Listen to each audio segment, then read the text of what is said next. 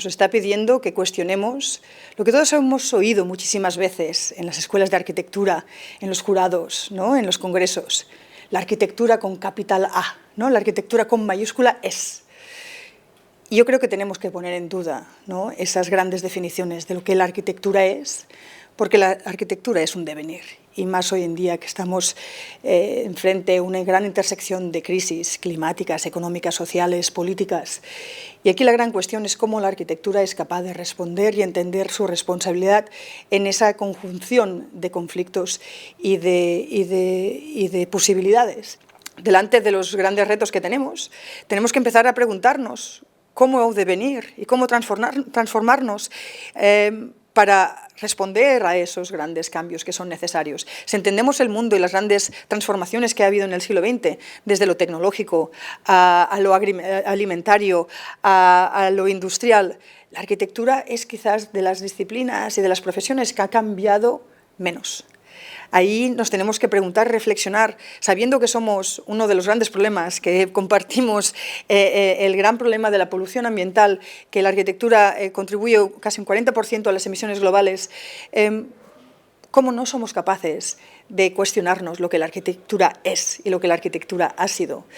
Y yo creo que ahí eso es algo que abre muchísimas oportunidades, ¿no? El reto más urgente es entender cómo nos gobernamos y cómo tomamos decisiones. Y esta crisis de gobernanza es una que muy pocas veces se pone sobre la mesa en las escuelas de arquitectura o en los colegios profesionales. Los arquitectos nos han educado y nos han enseñado a llegar después de la gran toma de decisión. Nosotros siempre respondemos a preguntas que otros han escrito. Y esas preguntas muchísimas veces lo que hacen es replicar respuestas que han venido de antes, ¿no? Y la arquitectura forma gran parte de esa perpetuación, porque en realidad la sociedad ve en la arquitectura símbolos, iconos, formas de manifestarse, espacios de representación, y muchísimas veces dicen, es que yo quiero un edificio como este, o es que yo quiero una ciudad como esta. Y esa es posiblemente la peor de las líneas, ¿no?, de toma de decisiones. Aquí el que necesitamos una reflexión profunda en relación a las ciudadanías y a las constituencias de diferentes territorios para entender cuestiones bioregionales, para entender cuestiones hídricas, cuestiones sociales, cuestiones políticas, para entender cómo la toma de decisiones de todos estos aspectos interseccionan para producir mejores preguntas que obviamente producirían mejores arquitecturas. Barcelona ha sabido entender muy bien cómo instrumentalizar momentos económicos y políticos para repensar y producir nuevos modelos y nuevos referentes, lo que la arquitectura y el urbanismo puede ser. Pero sí que es verdad que en realidad Barcelona es un espacio también de grandes conflictos ideológicos, de modelos muy distintos de lo que debe ser la ciudad. Y lo hemos visto durante los últimos años, donde Barcelona ha tenido una apuesta muy valiente, ¿no?, de descarbonizar, de traer el protagonismo del coche en la ciudad y poner el protagonismo en las personas. Y yo creo que ese conflicto es muy bueno, porque en realidad nos está enseñando la realidad a escala planetaria de que las tomas de decisiones nunca salen de ni lo más razonable ni lo más deseable para los futuros y para las generaciones futuras, que muchas de las presas y las tomas de decisiones se establecen a través de intereses económicos y de intereses corporativos. Y ahí yo creo que la ciudad de Barcelona ha sido valiente a través de sus diferentes visiones y planeamientos de producir espacios pioneros, que muchísimas ciudades nos toman como ejemplo y como referencia. El urbanismo táctico, ¿no?, o cuando estamos entendiendo lo de los superillas, ¿no?, y con los arquitectos como Xavi Matilla, que han estado muy detrás de todos los espacios de protagonismo, pero que en realidad han trabajado muchísimo para producir nuevos modelos de ciudad. Hoy en día tenemos que entender que el 40% de los arquitectos que se gradúan no acaban ejerciendo como arquitectos que construyen edificios. Acaban practicando de muchísimas otras formas, porque la educación de la arquitectura en realidad nos abre caminos y formas de pensar muy diversas y muy distintas. Y en realidad la arquitectura, si la continuamos enseñando tal como la estamos enseñando hasta ahora, Muy pronto las formas de inteligencia artificial y de producción sistematizada van a erradicar, ¿no?, una gran parte de la labor que hemos estado haciendo. Entonces, en realidad lo que necesitamos es generar gente con una capacidad de pensamiento crítico, y para eso necesitamos entender espacios legales, espacios económicos, espacios tecnológicos, espacios ecológicos, ¿no? Y en esa capacidad de entender todas esas disciplinas es donde yo creo que en realidad vamos a ser capaces de construir los arquitectos del siglo XXI.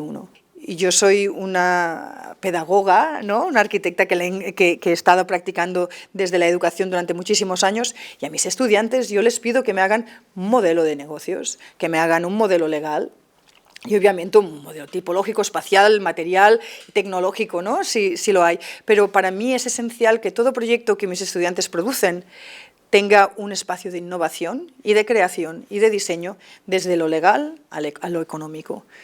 Porque luego ahí es donde en realidad esa tipología o esa nueva materialidad o ese nuevo uso o esas nuevas formas de propiedad van a ser capaces de tomar realidad. Muchísimas veces cuando uno presenta un proyecto y dice, este proyecto es un proyecto utópico,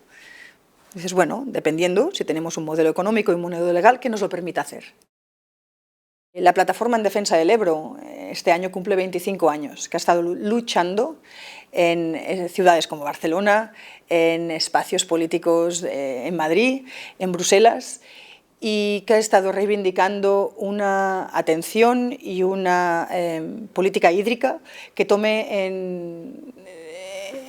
que escuche, ¿no?, a las personas y a los más que humanos que ocupan el territorio de la cuenca del río Ebro y del delta del Ebro. Estamos poniendo en riesgo ecosistemas enteros por la simple necesidad de ciudades que no están entendiendo su crecimiento en términos hídricos, piensan que obviamente pueden extraer esos recursos de otros territorios que no tienen la capacidad ni política ni humana, ¿no?, de resistirse. Pero ahí no es el final de la historia. Estamos hablando de que en el proyecto de Monusediments que presentamos en la UIA, en el Congreso Internacional de Arquitectura, como uno de los 12 proyectos de Research by Design, diseño a través de la investigación, presentamos un espacio litúrgico y al mismo tiempo un laboratorio que escenificaba, ¿no?, nos ilustraba esa atomización del río Ebro a través de 8 pantanos que habíamos investigado, con los diferentes límites, ¿no?, y niveles de colmatación, y las diferentes toxicidades y las diferentes especies invasoras o nativas que han sido expulsadas, y las diferentes complejidades, ¿no?, que cada uno de esos pantanos han producido, desde el expediente de expropiación a las cuestiones más ecosistémicas. Historias que son de reparación, pero también de crisis, que son historias que nos dan optimismo, pero un optimismo que tiene que ser negociado, un optimismo que tiene que ser consensuado y que tiene que establecer nuevas arquitecturas, ¿no?, de restitución, de reparación, que tenga que ver no solo con los humanos, sino que con los más que humanos. Yo tenía siempre un interés en proporcionar nuevos espacios de poder, porque es muy difícil entender que en realidad las instituciones y las estructuras existentes lo que hacen muchísimas veces es perpetuar ciertas formas de ser y de pensar, y que en realidad el sistema tiene como misión perpetuar el sistema, y que muchísimas veces cuando lo intentas cambiar, ¿no?, uno salta por los aires. En ese sentido,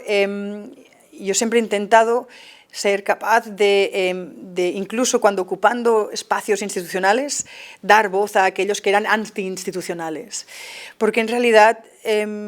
instituciones como la EJ o como Storefront se han posicionado históricamente como espacios alternativos, capaces de redefinir lo que la disciplina es, capaces de redefinir lo que la cultura es y cómo la producimos, ¿no?, y cómo la enseñamos o la comunicamos. Porque en realidad el que tenemos, ¿no?, dentro de nuestra sociedad son instituciones que respondieron a tensiones y necesidades de su propio momento. Hoy en día, si nos preguntamos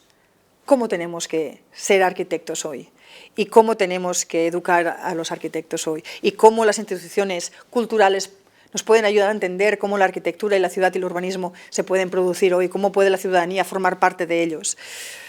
Creo que necesitamos invertir recursos en arquitecturas que respondan a futuros que son presentes, a necesidades y a ausencias históricas que todavía necesitan articularse. Cuando yo hablo de arquitecturas planetarias, no es solo en modificar la atmósfera, que es algo que obviamente sabemos que vamos a hacer, no es solo en diseñar nuevos espacios que van mucho más allá de las fronteras geopolíticas, es establecer que todo acto local tiene una consecuencia global, que toda arquitectura es una arquitectura planetaria, pero sí que hay sistemas y formas de entender y de producir que tienen conexiones a nivel planetario que tenemos que entender, y que una arquitectura hoy en día biorregional es también una arquitectura global. Y desde este punto de vista